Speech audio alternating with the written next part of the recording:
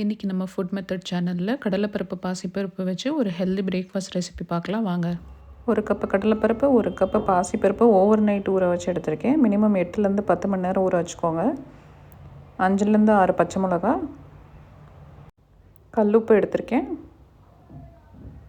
ஒரு கைப்பிடி அளவு கொத்தமல்லி சாப் பண்ணி எடுத்திருக்கேன். தேவையான அளவு பெருங்காயம், மஞ்சத்தூள், ஜீரகம்,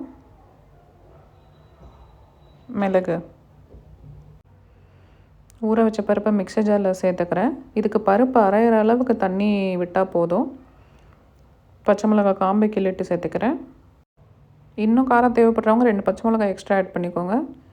நான் 1/2 டீஸ்பூன் மெஷர்மெண்ட் யூஸ் பண்ணுறேன். ஒரு 3/4 டீஸ்பூன் மஞ்சத்தூள் ஆட் பண்ணிக்கிறேன்.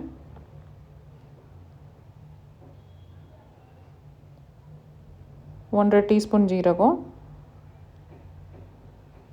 மிளகு ஒரு 10, தேவையான அளவு உப்பு சேர்த்துக்கிறேன். கொஞ்சம் பெருங்காயத்தூள். இது எல்லாத்தையும் நல்லா மையாக அரைச்சி எடுத்துகிட்டு வந்துடுறேன். நறுக்கி வச்ச கொத்தமல்லியும் சேர்த்துருக்கேன். இந்த இடத்துல உங்களுக்கு உப்பு டேஸ்ட் பண்ணிவிட்டு தேவைன்னா எக்ஸ்ட்ரா சேர்த்துக்கோங்க.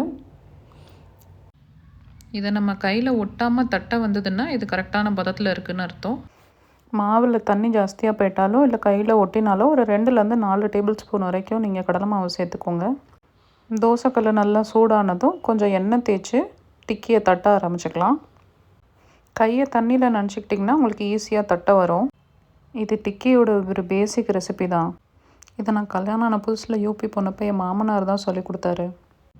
இட்லி தோசைக்கு 2 வகையான சட்னி, ஒரு சாம்பார், இதெல்லாம் இல்லை குருமா வச்சு சாப்பிட்டா தான் நமக்கு பிரேக்ஃபாஸ்ட்டு முடிஞ்ச மாதிரியே இருக்கும். இதை எப்படிடா சாப்பிட்றது அப்படின்னு இருந்தது. ஆனால் இட்லி தோசைக்கு ஃபெர்மெண்டேஷன் ஒரு ப்ளஸ்ஸுங்கிற மாதிரி இதில் ப்ரோட்டீன் ஃபைபருங்கிறதுலாம் நமக்கு ஒரு ப்ளஸ்ஸு. ஸோ வீக்லி ஒன்ஸ் நான் இதை எப்போவுமே ஆட் பண்ணிக்கிறது. எல்லா டிக்கிலையும் கொஞ்சம் கொஞ்சம் ஆயில் போட்டு மீடியம் ஹீட்டில் வேக வைக்கிறேன். வேணும்னா மூடி போட்டும் நம்ம வேக வச்சுக்கலாம், இன்னும் சாஃப்டாக இருக்கும். இப்போ எல்லா டிக்கியும் திருப்பி போட்டு 2 சைடும் கோல்டன் ப்ரௌன் ஆகிற வரைக்கும் நல்லா வேக வச்சு எடுத்துக்கலாம். இதில் சைஸுக்கு ஏற்ற மாதிரி ஒரு டிக்கிக்கு 6 to 9 கிராம்ஸ் வரைக்கும் ப்ரோட்டீன் கிடைக்கும் உங்களுக்கு. இன்னும் கொஞ்சம் நியூட்ரிஷனல் வேல்யூ ஆட் பண்ணணுன்னு நினச்சிங்கன்னா கிரேட்டட் கேரட் ஆட் பண்ணிக்கலாம், பன்னீர் ஆட் பண்ணிக்கலாம், குக்கும்பர் ஆட் பண்ணிக்கலாம். குக்கும்பர் போடும்போது கிரேட் பண்ணி தண்ணி எடுத்துகிட்டு போட்டுக்கோங்க.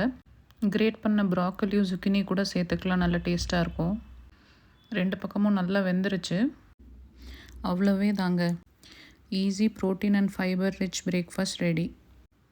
இதை நீங்கள் சுட சுட ஸ்டார்டர் கொடுக்குற மின் சட்னியோடு சேர்த்து சாப்பிட்டிங்கன்னா அட்டகாசமாக இருக்கும். நல்லா சாஃப்டாக வந்திருக்கு. நீங்களும் ட்ரை பண்ணிவிட்டு நீங்கள் என்ன மாடிஃபிகேஷன்லாம் பண்ணி இதை ட்ரை பண்ணிங்கன்னு எனக்கு கமெண்ட் செக்ஷனில் சொல்லுங்கள். ரெசிபி பிடிச்சிருந்தால் லைக் பண்ணிக்கோங்க. மோர் வீடியோஸ்க்கு சப்ஸ்கிரைப் பண்ணிக்கோங்க. தேங்க்யூ.